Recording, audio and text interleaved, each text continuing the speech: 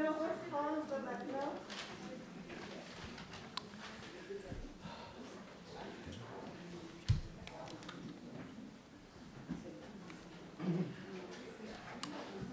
Je voudrais juste faire de petites annonces avant de commencer.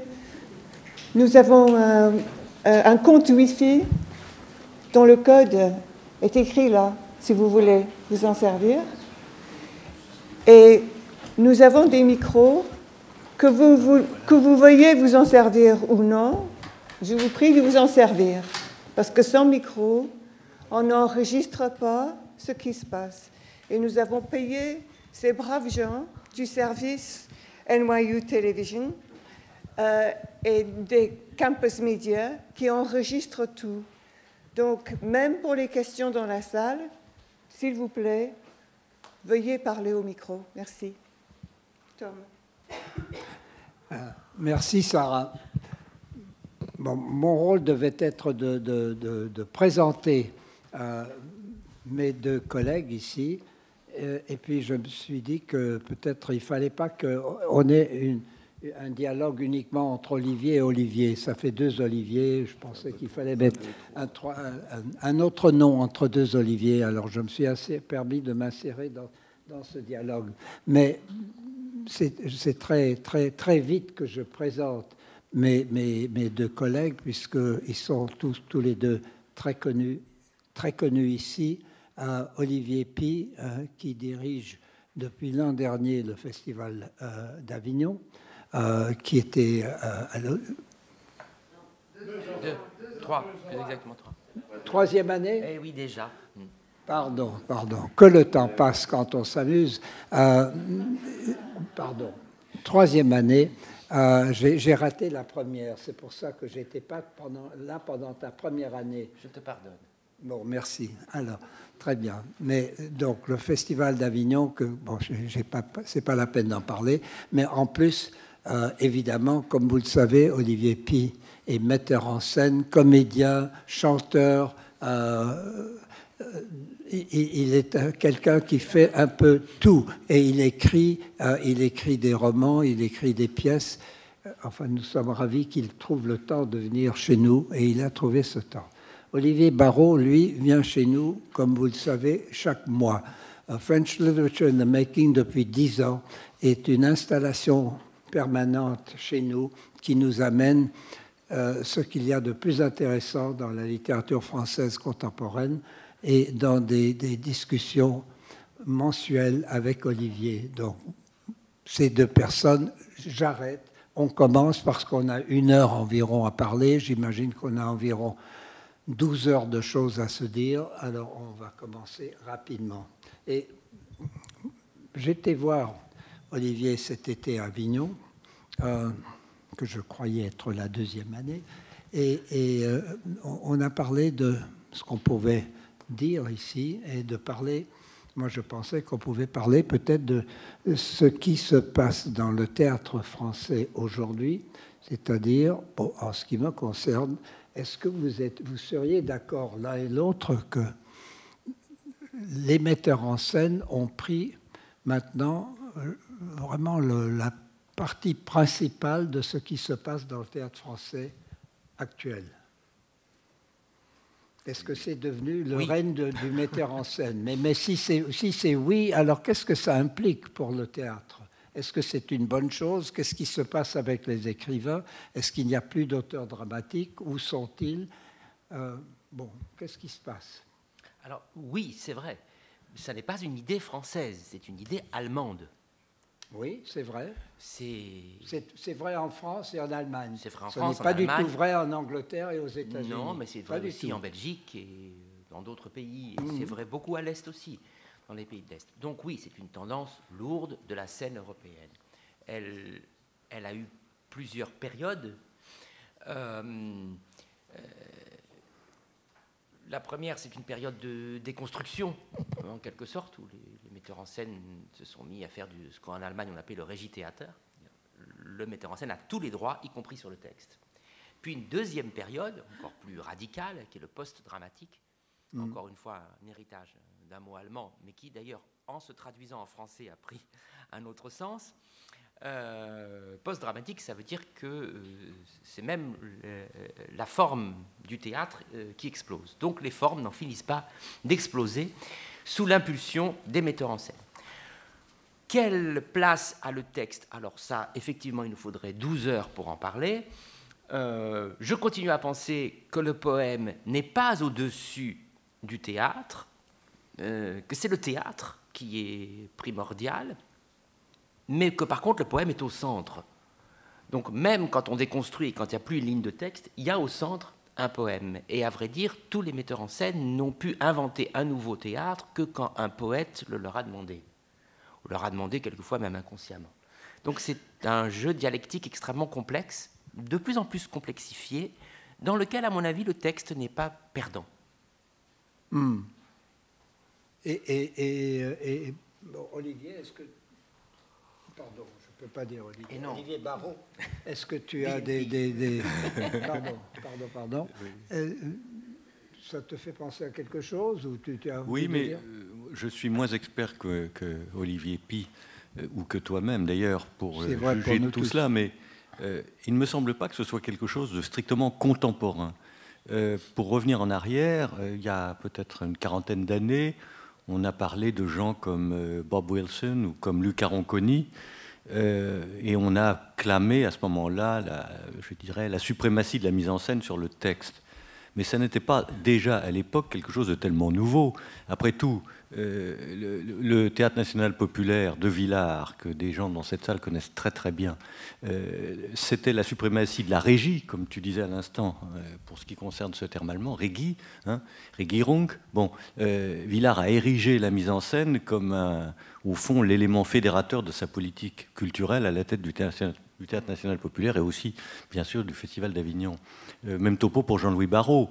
Bon, nous étions quelques-uns hier à converser à son sujet et à s'étonner d'ailleurs de la disparition provisoire, j'espère, de Jean-Louis Barrault dans la mémoire, ce qui est d'une injustice absolument effrayante. Mais bon, Jean-Louis Barrault, il a succédé à des metteurs en scène qui ont formé ce qu'on appelait le cartel en 1927. Bon, et déjà à l'époque, en 1927, on parlait du pouvoir, de la prise de pouvoir des metteurs en scène, les Copeau, les Batty, les Dulin et autres, et Jouvet, sur le texte lui-même. Donc moi, j'ai pas du tout l'impression que ce soit quelque chose de contemporain, quelque chose qui a toujours existé, c'est-à-dire cette espèce de cote plus ou moins bien taillée entre un texte poétique et son interprétation. C'est né, on le sait, aux alentours de 1900, quand Antoine, le grand Antoine, a d'une certaine manière déposé le titre de metteur en scène, puisqu'il est assez significatif de constater qu'auparavant, c'est un terme qui n'existe pas. On parle de régie, on parle des directeurs de théâtre, on parle des décorateurs, on parle même quelquefois des auteurs ou des acteurs qui se chargent de la mise en scène, mais pas vraiment de la mise en scène au sens contemporain. Donc moi, je n'ai pas l'impression que ce soit quelque chose de contemporain, c'est quelque chose de récurrent, plus exactement. C'est en tout cas l'impression que j'en ai comme spectateur un peu privilégié, en ce sens que je vois beaucoup de choses, mais je ne suis pas du métier d'Olivier Py, même si tout ça m'intéresse fondamentalement. Je le répète, je ne crois pas que ce soit quelque chose d'aussi lié au XXIe siècle que tu viens de le dire, Tom, tu viens de l'interroger. Tu sais bien que tu parles de Barrault. Nous allons parler de Jean-Louis Barrault cet après-midi avec Marie-Christine. Barrault, dans le dialogue, enfin, nous allons certainement évoquer Jean-Louis, plus que ça. Mais en ce qui concerne le cartel, c'était pas la même chose. Jouvet, par exemple, a parfaitement respecté le texte. Pour lui, le texte, c'était primordial. Pour Gaston Batty, non. Donc, il y avait déjà là des différences. Et c'est normal, c'est normal. Mais c'est très bien de nous faire voir à quel point cette tendance est ancienne. Et en effet, elle est. C'est vrai qu'elle a une inscription historique très forte. Que l'analyse est fausse aussi au niveau géographique, parce qu'il y a toujours des artistes qui ne font pas ce qu'on appelle la tendance générale, et ils sont aussi valables et aussi passionnants que les autres, ils ne sont pas pour autant des réactionnaires ou des conservateurs du tout. Mais à ceci près qu'il y a eu un cran supérieur dans l'idée du régie-théâtre, c'était de pouvoir changer la fable même d'une pièce, de décider que, je sais pas, que finalement, dans Hamlet, il y a un happy end. Me diras-tu, ça se faisait aussi au XIXe siècle, Donc, tout ça est relatif. Et puis, il y a eu encore un cran supérieur dans ce qu'on a appelé le théâtre post-dramatique, dans lequel je ne m'inscris pas du tout, d'ailleurs moi, je suis un parfait contre-exemple, c'est d'avoir la liberté d'introduire d'autres textes à l'intérieur d'un texte, de changer le texte, de réécrire le texte, de réécrire les mots du texte, de jouer Racine en ajoutant fils de pute et connard si on veut. Je n'ai aucun jugement esthétique là-dessus, je me contente simplement de voir qu'il y a eu ces limites du geste de la mise en scène qui sont tombées les unes après les autres. Mais donc tu dis que tu n'as aucun jugement esthétique là-dessus, mais on est quand même, je pense que toi, tu as aussi un rôle, tu es un critique aussi, tu regardes le théâtre avec une appréciation de critique, tu dois avoir des jugements esthétiques de telle ou telle chose, non? Oui, mais là, je viens un peu de parler comme un journaliste et un universitaire, sans jugement aucun. Et c'est-à-dire que j'essaie d'identifier des idées générales. Ce n'est pas avec des idées générales qu'on fait du théâtre. C'est des hommes et des femmes qui font une œuvre à un endroit et qui échappent absolument à cette idiotie que pourrait être l'histoire de l'art. Il n'y a pas d'histoire de l'art. Voilà, l'histoire de l'art n'existe pas. Il y a des hommes et des femmes qui font des œuvres, et ces œuvres sont singulières, ipséiques, elles n'appartiennent qu'à eux. C'est ça que j'essaie d'identifier, bien plus qu'une tendance, un mouvement, une pensée générale sur une présupposée histoire de l'art. Mais alors, l'œuvre théâtrale que le public va voir aujourd'hui, jeudi soir à l'Odéon ou n'importe où, à la Comédie Française ou à Berlin, on va voir quelque chose qui a un nom, le nom, on peut dire, d'une pièce, et puis il n'y a plus d'auteur, on dit d'après, ou même pas, ou alors c'est le nom qui serait le nom de l'auteur et le nom du metteur en scène. Très bien. C'est-à-dire que le metteur en scène devient vraiment celui qui est chargé de faire non seulement ce qu'on appelait la mise en scène, mais ce qui est mis en scène. Est-ce que vous pensez tous les deux que c'est là où on en est aujourd'hui? Il me semble que oui. Et bon, c'est comme ça, c'est pas une attaque. Non, oui et non. Et tant mieux quand c'est fait par de grands artistes, comme Frank Castorf par exemple, et tant pis quand c'est fait par des artistes moins grands que je ne nommerai pas. Et oui et non, parce qu'il y a aussi des hommes et des femmes qui empoignent le théâtre de manière au contraire extrêmement classique, en repartant du texte, dans le respect musical de la partition. Je crois que le théâtre est toujours riche quand il y a la pluralité des formes. En tout cas, c'est ce que nous essayons de faire à Avignon, certainement pas d'être une chapelle esthétique. Ça, je suis vraiment arrivé à Avignon en disant je ne veux pas qu'Avignon soit une chapelle esthétique. Ça ne peut pas l'être. C'est vrai que le mot théâtre a perdu de son aura et ça me fait quand même un peu mal. Parce que je trouve que c'est un mot beaucoup mieux que les autres. Je préfère le théâtre à l'art, je préfère le théâtre à la culture, je préfère le théâtre au spectacle. Ce mot-là, c'est quand même celui à qui j'ai envie de consacrer ma vie. Mais certes, il est difficile à définir. Mais quand toi et tes collègues, quand vous faites la programmation pour le Festival d'Avignon, qu'est-ce que vous cherchez? Quelle idée est-ce que vous avez une idée de ce que vous cherchez? Quelle sorte de théâtre vous voulez montrer? Ou est-ce que ça dépend uniquement de ce que vous pouvez trouver dans tel ou tel pays, ce qui est formidable? Mais est-ce que c'est une quête de ce que vous cherchez ou est-ce que c'est une quête de ce que vous trouvez? C'est l'un par l'autre. Bien sûr, j'ai ma subjectivité, comme tout le monde, et j'ai des coups de foudre, heureusement. Mais je crois que ce que nous cherchons, c'est bien plutôt des artistes solitaires et singuliers. La question se pose de manière un peu étrange ou complexe avec les artistes étrangers, parce que nous recherchons pour le festival un spectacle qui a bien été fait quelque part. D'ailleurs, je crois que le théâtre, il faut que ça soit fait quelque part. Ce n'est pas un produit qui peut être franchisé comme ça. Le théâtre Hilton, voilà, qui est le même partout. Donc c'est vrai que si je travaille avec des Syriens, je suis tenté de préférer des œuvres qui clairement ont été faites par des Syriens et qui parlent de la vie en Syrie.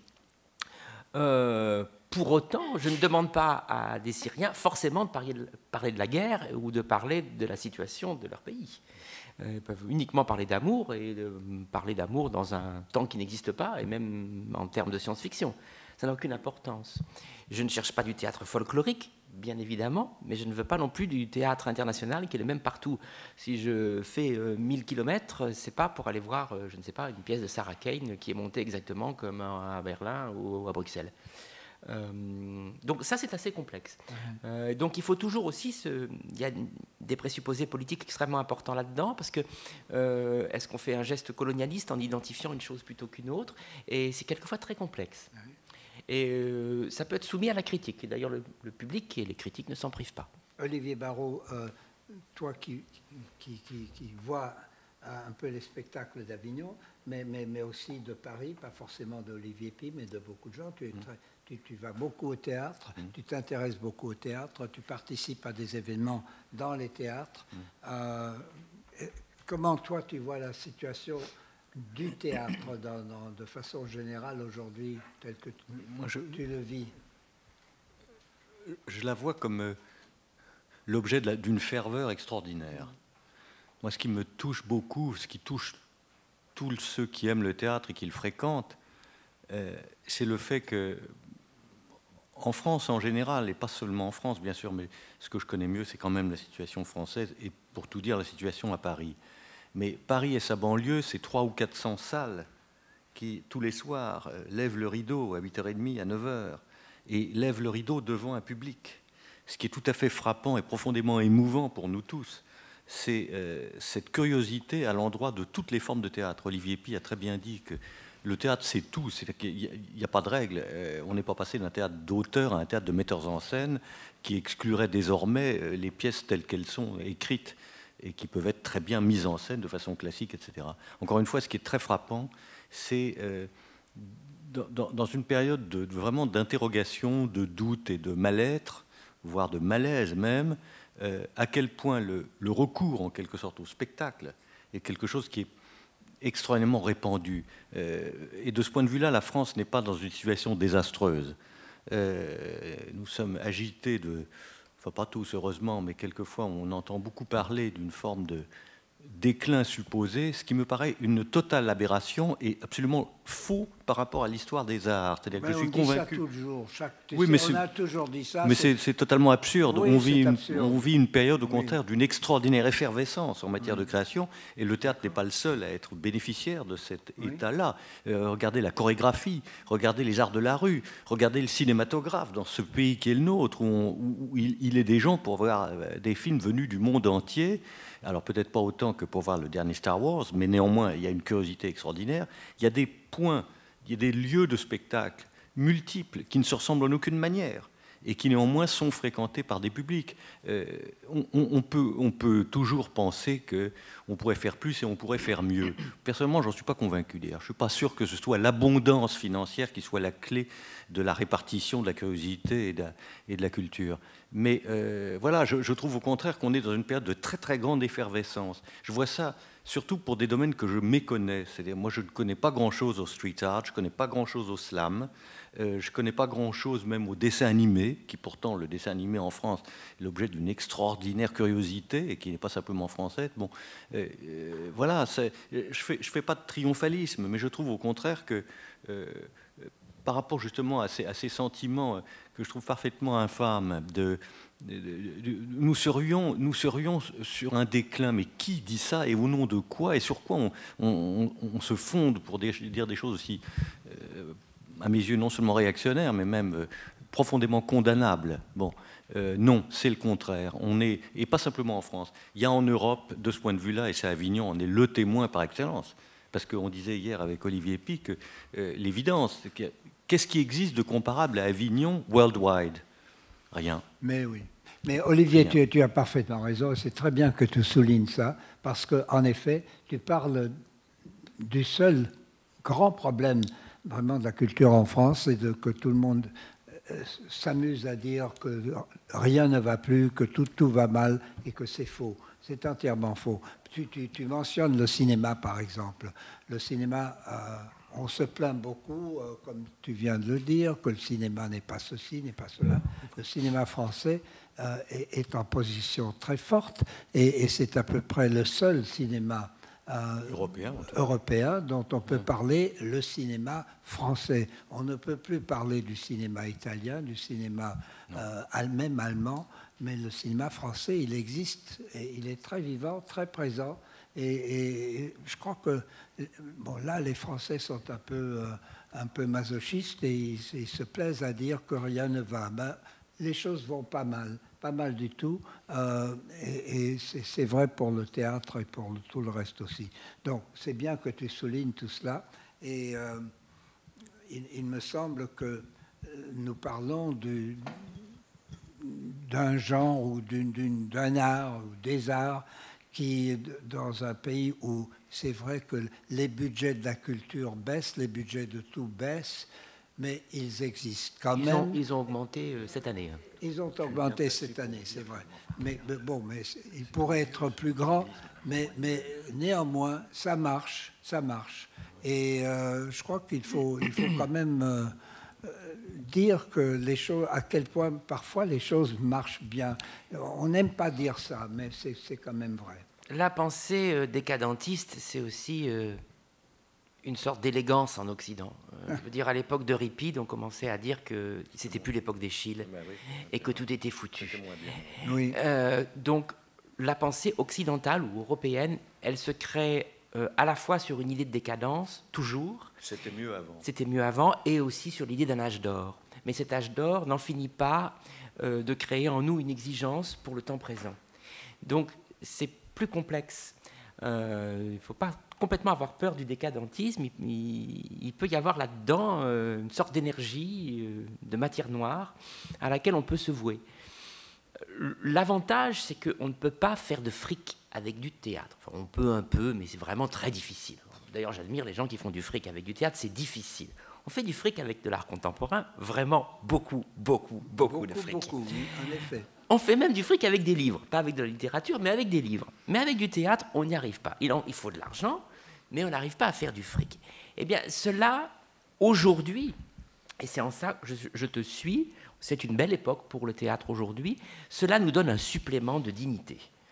Nous sommes le lumpenprolétariat de la culture. Ce supplément de dignité, il vient du fait que si on ne peut pas faire de fric, on ne peut pas non plus nous acheter. Et on ne nous a pas achetés. Nous continuons à essayer de faire vivre la parole poétique, et pas simplement la communication triviale. Nous continuons à espérer un renouveau politique, si ce n'est une révolution, pourquoi pas. Je ne crois pas au théâtre révolutionnaire, mais qu'importe, certains y croient. Bref, politique, poétique, toujours dans la plus grande dignité, sur ce petit machin en bois qui ne réunit que la minorité, au mieux, de 2000 spectateurs, ce qui est absolument rien, comme on disait autrefois par rapport aux grands médias, mais comme on peut dire aujourd'hui par rapport à Internet. Avec ce petit changement qui est que nous sommes captés, nous sommes archivés beaucoup plus que nous l'avons été, et ça me scandalise moi-même, mais il y a plus de choses sur Olivier Py aujourd'hui que sur Barrault. C'est comme ça, notre génération a une sorte d'avantage incroyable parce que nous sommes archivés. Ça, c'est très, très intéressant, très nouveau. Et alors, ça fait quoi, le fait d'être plus archivé? Quel est le résultat de cela? Il y a un résultat oratique. L'œuvre du metteur en scène ne disparaît plus. Alors évidemment, le metteur en scène a un peu la grosse tête. Il se prend un petit peu pour un démiurge, il pense qu'il a réinventé la littérature, la politique, l'art et tout ce qu'on veut. Et il a pas toi, évidemment. Moi, je ne me considère pas vraiment comme un metteur en scène. Ah. Non, je ne me suis jamais considéré comme un metteur en scène, je ne me suis jamais énormément intéressé non plus au metteur en scène. J'ai même une incompétence par rapport à mon poste de directeur du Festival d'Avignon à cet endroit-là. Moi, je suis un poète, je suis d'abord un poète. Le metteur en scène, c'est quelqu'un qui, oui, dans mon art en tout cas, fait la courte échelle au poète. Il y a des metteurs en scène qui, seulement avec le geste de la mise en scène, arrivent à désigner une transcendance. Ils sont extrêmement peu nombreux. Extrêmement peu nombreux. Bonjour, monsieur. Parce que la transcendance, c'est le poète qui l'apporte. C'est pas le metteur en scène. C'est le poète parce qu'il est atopique, il est anachronique, il est achronique. C'est le poète qui apporte ça. C'est le poète qui vise quelque chose qui n'est pas de ce monde. C'est le poète qui vise une réponse. Alors les metteurs en scène, ils disent toujours dans les programmes, moi j'apporte pas de réponse, j'apporte des questions. Ça plaît beaucoup aux universitaires, mais moi en tant qu'homme, ça m'emmerde. Moi j'ai envie d'avoir des réponses. Qu'est-ce que je demande à l'être aimé? De me donner une réponse. Qu'est-ce que c'est que le mysticisme? C'est de croire avoir entendu une réponse, confusément, parce que sinon c'est dégueulasse. Mais confusément, on a entendu une réponse et on la cherche. Et ça, c'est le poète qui fait ça. Ah, c'est le poète. C'est très bien ce que tu viens de dire. Très bien. Olivier Barraud, tu as dit non, commentaire à écouter ce que vient de nous dire Olivier, je mesurais à quel point il avait été judicieux de nommer à la tête d'Avignon, je pense, le seul directeur à ce jour qui ait fait des études de théologie. Mais je dis ça en plaisantant, mais pas tellement au total, surtout que tu as anticipé sur ma question, puisque tu viens de faire allusion à la transcendance.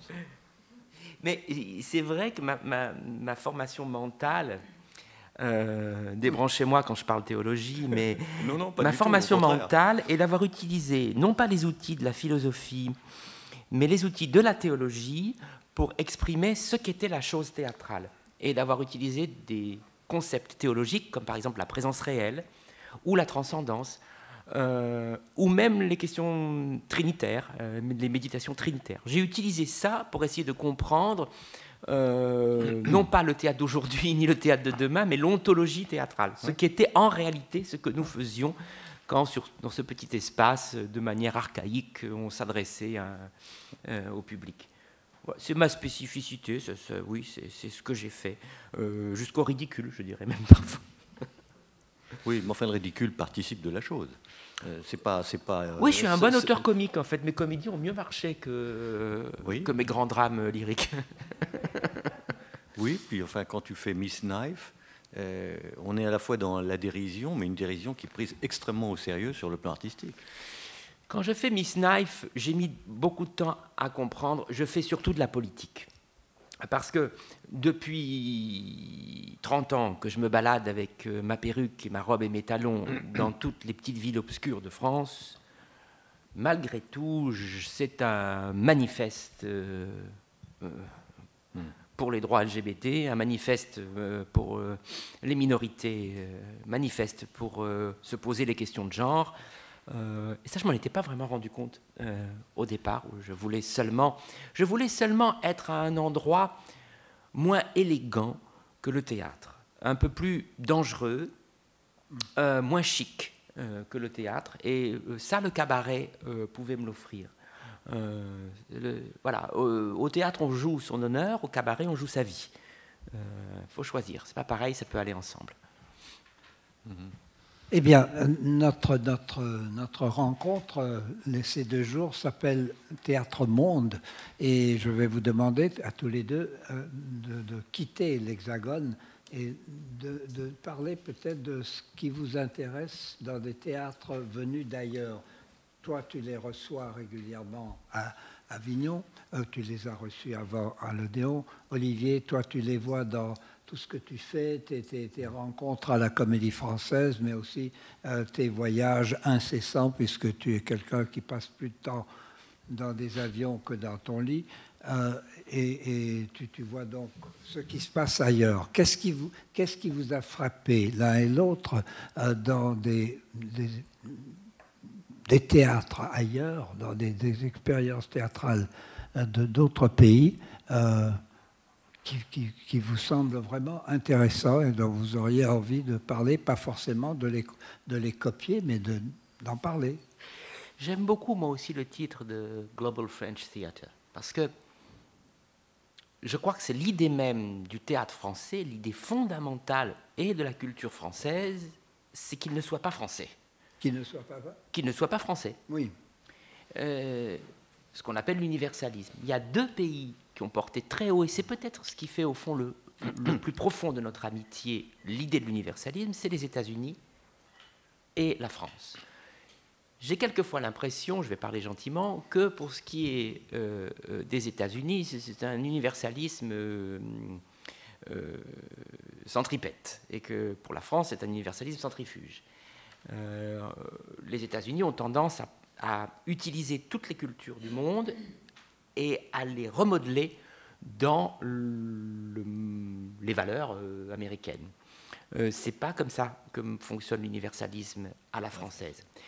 Mais je continue à penser que l'universalisme à la française, c'est la lumière du monde, à savoir l'idée qu'il n'y a pas de culture nationale, qu'il n'y a que la culture, et qu'elle n'est valable que quand elle se définit au-delà des codes nationaux, ce que très sincèrement, je suis surpris de voir que ni les Anglais ni les Allemands ne l'ont compris.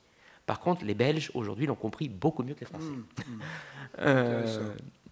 Donc c'est ça que je vois. Cette idée, d'abord, c'est une idée que j'ai entendue si fortement chez Claudel, qui n'était certainement pas nationaliste, cette idée qu'il y a encore de l'histoire tant que nous rêvons l'abolition des frontières. Et ce rêve de l'abolition des frontières peut être synonyme de la culture. Et nous en faisons l'expérience, nous, hommes de culture, puisque nous ne posons pas trop la question de savoir si Kafka était allemand ou tchèque, si Shakespeare était un anglais catholique ou un anglais protestant. Tout ça, ce sont des questions très secondaires. Ce qui nous importe, c'est que nous rencontrons un artiste, un écrivain, un poète, qui nous fonde, bien sûr, au-delà de nos critères nationaux. Et je ne crois pas non plus aux spécificités nationales chez le spectateur. Je crois que tout le monde est capable de s'ennuyer et tout le monde est capable de jouir à des œuvres difficiles, des Américains comme des Japonais, comme des Français. Il n'y a aucune spécificité nationale chez le spectateur. Il y a des organisations qui font croire à ces spécificités et qui font dire à certains directeurs « mon public, le public, ceci, cela ». Mais la France, c'est ça. Voilà, c'est l'universalisme. C'est pour ça que les idées du Front National ne sont pas des idées de la France. C'est le contraire des idées de la France. C'est le contraire de la France, le Front National. La France, c'est justement l'universalisme. C'est justement de dépasser les frontières. La France, c'est d'abord une idée, ce n'est pas des frontières. La France, c'est d'abord de l'accueil. La France, c'est d'abord la joie de traduire les autres œuvres. C'est la joie de la traduction. Ce sont des problèmes que nous connaissons un petit peu ici aussi en ce moment. Pas de doute. Oui. Et pourtant, le melting pot est plus affirmé dans ce pays. Et nous avons beaucoup à apprendre politiquement des Américains. Parce que, justement, l'idée des droits des minorités, c'est une idée américaine. Elle n'existait pas en France. Elle n'existait pas du tout. En France, il n'y avait pas de minorité. On était tous des enfants de la République. Donc, on était complètement aveugles là-dessus. Oui. Mais aujourd'hui, c'est un petit peu plus dur. Nous avons à apprendre. Je continue à être anticommunautariste. Je suis profondément catholique, égal, universel. Je l'ai appris chez Claudel. Et je continue à suivre cette idée. Voilà. La France, c'est l'universalisme. Olivier Barraud, ce que vient de dire Olivier me renvoie à ce que tu disais toi-même, Tom, hier, lors de ce dîner amical au consulat général, quand tu as pris la parole pour dire ton lien viscéral, charnel même, au-delà même de l'intellect, avec ce pays qui est celui de beaucoup d'entre nous dans cette salle ce matin, qui est la France, même pour ceux qui l'ont quitté, qui sont devenus également américains. Ça ne les empêche pas d'être restés français. Il me semble que, oui, l'abolition des frontières, c'est, me semble-t-il, davantage que ça. Ce n'est pas simplement l'idée d'un territoire qui serait celui qui, au fond, appartiendrait à tous, dans lequel chacun serait le bienvenu. Et je suis absolument d'accord avec ta définition même du Front National, qui est l'anti-France. C'est-à-dire que les thèses du Front National sont exactement, mot pour mot, l'inverse de ce qui a fait ce pays. D'ailleurs, ce qui a fait la France, c'est la même chose que ce qui a fait les États-Unis, c'est-à-dire les alluvions successives de gens qui, pour des raisons à la fois, je dirais presque de climat comme de contexte politique, ont choisi de l'expatriement, sont devenus qui américains, qui français.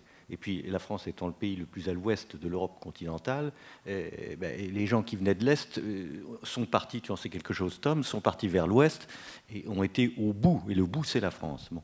Donc il y a là quelque chose qui n'est pas simplement une contre-vérité, c'est que ce n'est pas simplement l'histoire qui est à rebours des thèses du Front National et d'ailleurs de tous les extrémismes de droite, pas seulement le Front National, il en est d'autres malheureusement, il en est d'autres. C'est que c'est l'inverse même de l'identité du pays qu'avait défini si admirablement Fernand Braudel dans un livre désormais classique. Bon. Et deuxièmement, moi je n'ai pas assez d'expérience ou de connaissance de la scène théâtrale d'autres pays pour porter les jugements que peut porter Olivier à juste titre, qui lui passe beaucoup de temps sur les scènes étrangères, enfin hors françaises, pour essayer de déceler ce qui va peut-être participer du prochain Festival d'Avignon ou de celui de dans 2 ans.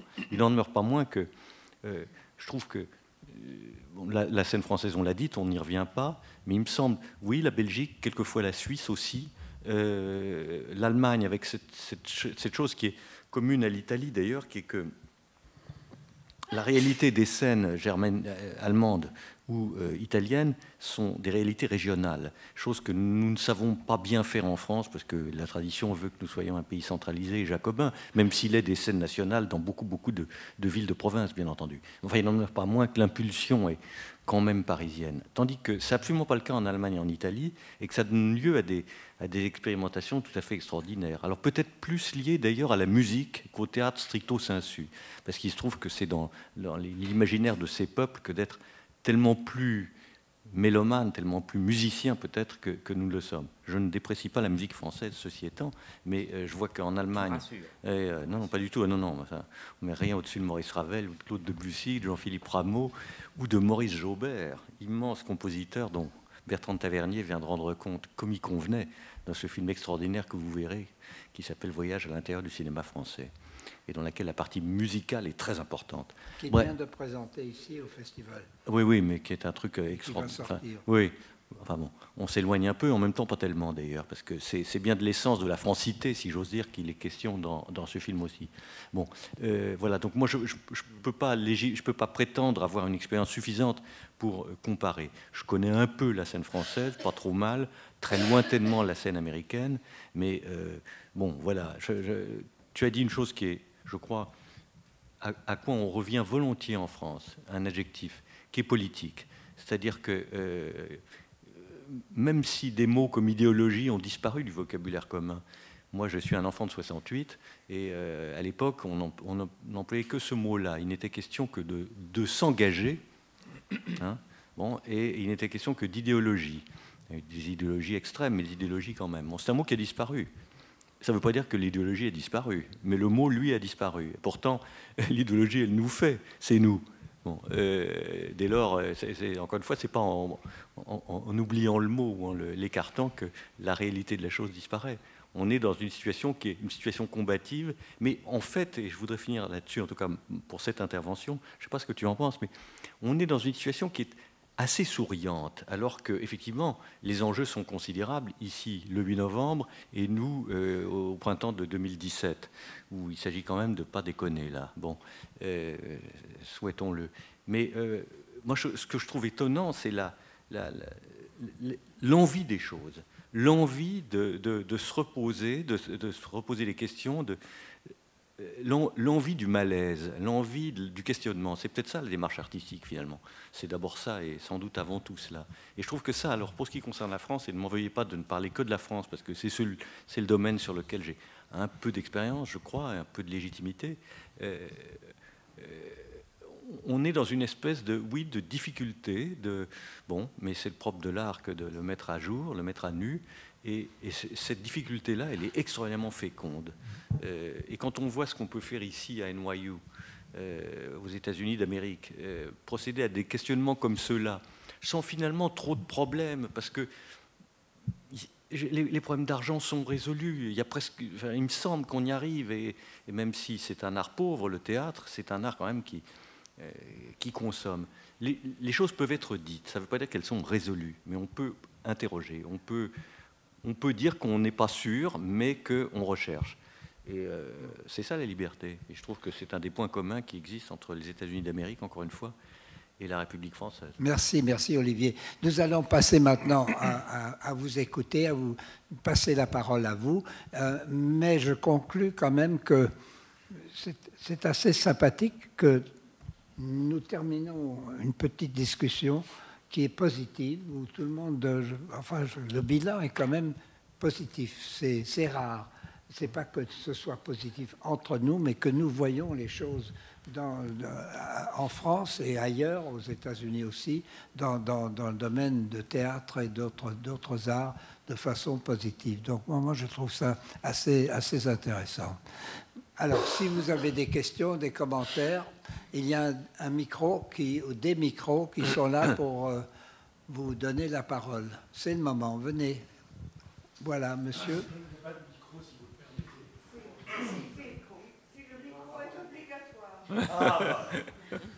Non, d'abord, je voudrais dire que j'ai trouvé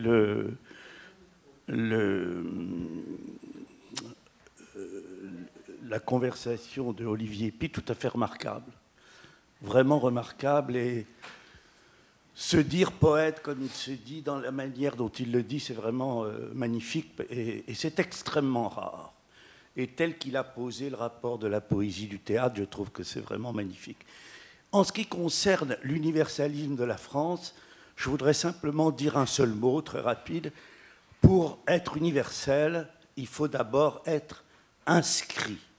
Et la France, son universalisme repose d'abord sur une immense tradition qui a été faite d'abord avec l'Église catholique pendant plusieurs siècles, ensuite avec la Révolution française.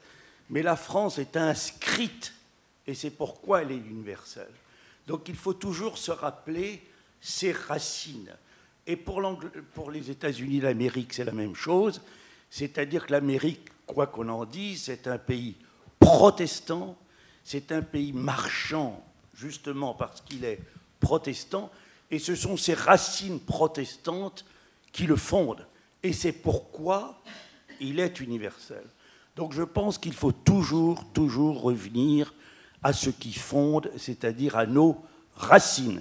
Et la civilisation, notre civilisation, a ses racines qui sont la Grèce, Rome, les Juifs, le christianisme.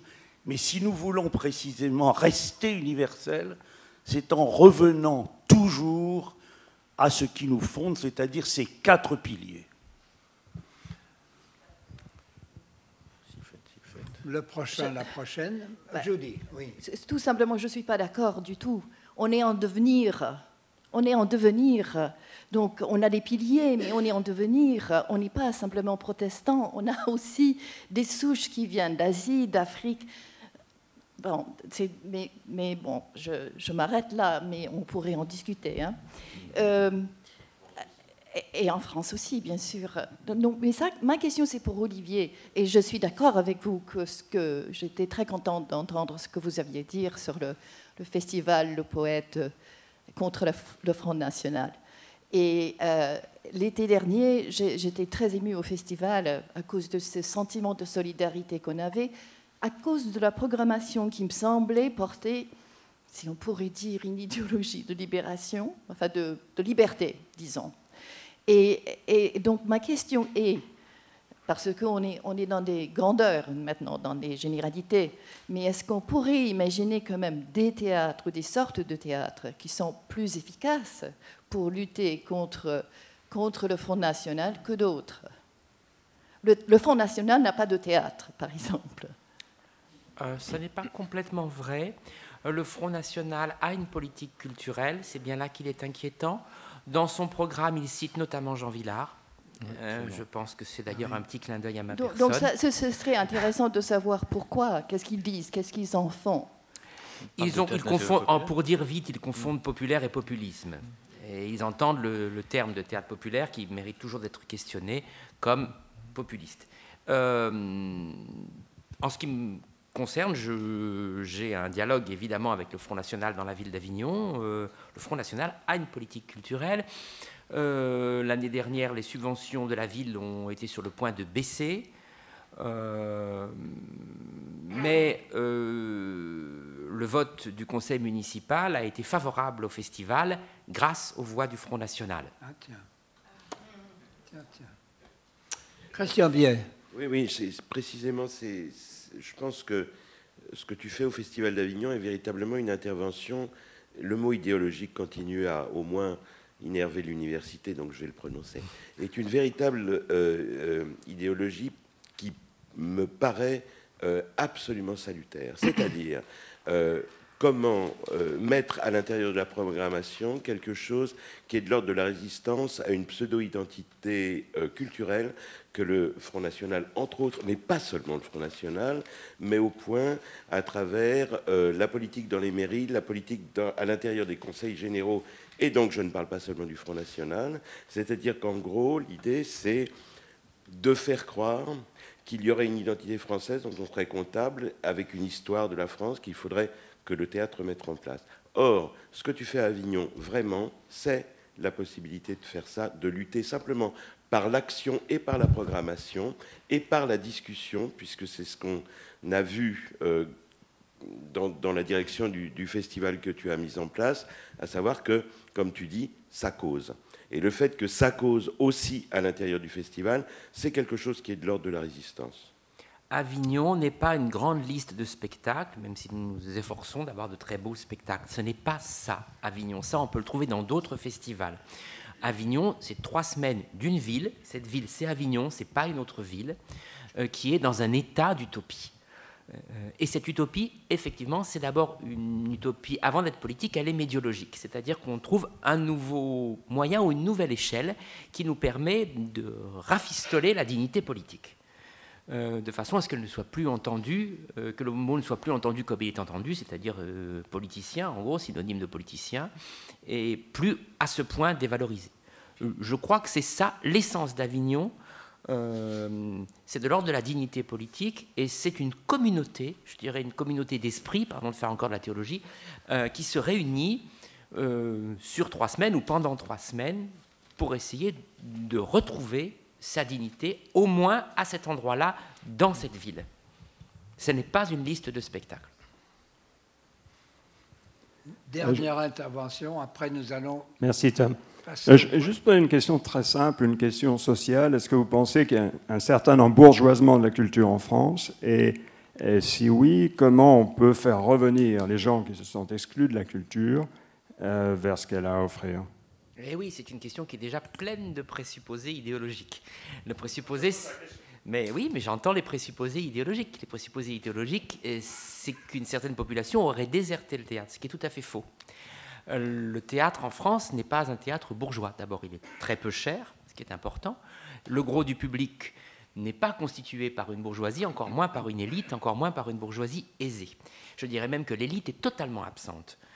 L'élite financière, l'élite médiatique et l'élite politique ne va jamais au Festival d'Avignon. Ils s'en contrefoutent, ils vont à Aix voir de l'opéra et être entre eux. Bah, excuse-moi, les chiffres sont là alors, excuse-moi. Par contre, ce qui fait le gros du public, c'est l'éducation nationale. Et je ne pense pas que ce soit une bourgeoisie. Par ailleurs, le travail qui a été mis en place dans l'ensemble de la décentralisation, et pas simplement à Avignon, a permis effectivement qu'il y ait l'accès à des couches sociales très éloignées, a priori. Je dirais même, pour agacer Laure, que nous avons plus d'outils pour atteindre une certaine jeunesse et une certaine jeunesse des quartiers que nous en avons pour atteindre la bourgeoisie qui a entre 30 et 50 ans. Non, on s'en fout pas, parce que l'idée de Villard, c'est pas de faire du théâtre prolétaire, c'est de faire du théâtre populaire. Ça veut dire que la salle doit être une représentation politique de la République. Donc il faut qu'il y ait tout le monde, y compris les élites, que Laure voit quelquefois au festival. Moi, je dois dire que j'ai quand même vu des politiques, il y en a quelques-uns, mais il y en a beaucoup qui ne viennent pas. Je ne pourrais pas être méchant, parce que je ne ferai pas la liste de ceux qui ne viennent pas ou qui ne sont jamais venus, qui sont les plus importants et quelquefois les bailleurs de fonds du festival, les élites médiatiques.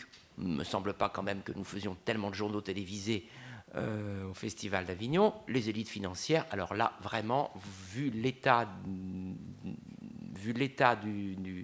financement privé au festival, je dois dire qu'elles ne sont pas là. Elles ne sont pas là du tout. Elles sont à Aix. Laure, commentaire là-dessus? Oui, si vous voulez. Moi, je pense qu'à l'intérieur du Festival d'Avignon, il y a un public quand même très mélangé, d'une classe moyenne bourgeoise très cultivée, qui continue à saisir et à comprendre de manière assez profonde, je crois, et subtile, les enjeux du théâtre. Quant à Aix, où je vais beaucoup aussi, effectivement, là, il y a une bourgeoisie d'affaires, une grande bourgeoisie d'affaires, mais qui ne va pas à Aix. C'est-à-dire qu'elle va à un colloque économique international, invité par des gens, d'ailleurs, qui se situent plutôt à l'extrême gauche et qui ont réussi à faire d'Aix-en-Provence, pendant le Festival d'Aix-en-Provence, un lieu de débat annuel des grands enjeux financiers internationaux, bref, une sorte de Davos, parce que ça a la dimension de Davos au niveau de la qualité des participants économiques. Et là, effectivement, il leur propose comme un surplus d'âme, mais pas du tout comme un acte volontaire, délibéré, médité, approfondi, etc., d'aller le soir, après avoir été au colloque dans la journée, d'aller le soir écouter un peu de musique pour se délasser. Mais je pense qu'à Avignon, il y a un public beaucoup plus déterminé par ses choix esthétiques, ses choix artistiques et la volonté d'en découdre avec leur imaginaire qu'à Aix-en-Provence, où il y a finalement sûrement un vernis social beaucoup plus chic, mais beaucoup moins de désir d'être muet, voilà, et d'attendre quoi que ce soit. Voilà, j'ai eu tort de toutes les façons de comparer Avignon et Aix, et mon but n'était pas de dire du mal d'Aix, même si j'ai eu des difficultés avec le public d'Aix, personnellement. Il te reste à faire un Davos à Avignon. Il a existé, il s'appelait le Forum d'Avignon, en quelque sorte. Hein, et maintenant, le Forum d'Avignon n'est plus à Avignon, il est à Bordeaux. Bon, le Forum de New York va être obligé de changer maintenant parce que nous passons à la prochaine réunion. Christian Biet va la diriger et nous allons nous éclipser. Christian Biet, qui est un grand spécialiste du théâtre, alors vraiment, il a beaucoup écrit, et il est actuellement visiting professor chez nous, et on a l'impression qu'il est tout à fait chez lui. Je ne sais pas ce qu'il fait en France, il devrait rester ici. Est-ce que je peux avoir le temps juste de dire un grand merci? Donc on ne pose pas la question. Un grand merci pour votre invitation. Donc je ne pose pas la question. Je suis très heureux d'être là. Un grand merci à la NYU parce que j'ai fait beaucoup de choses dans cette salle et là-bas. J'ai fait des ateliers merveilleux, un oasis extraordinaire, vraiment. Ça me tient très, très, très à cœur. Voilà. J'aime cette université, je trouve que c'est vraiment magnifique. Et merci à toi vraiment de tout ce que tu as fait. Merci.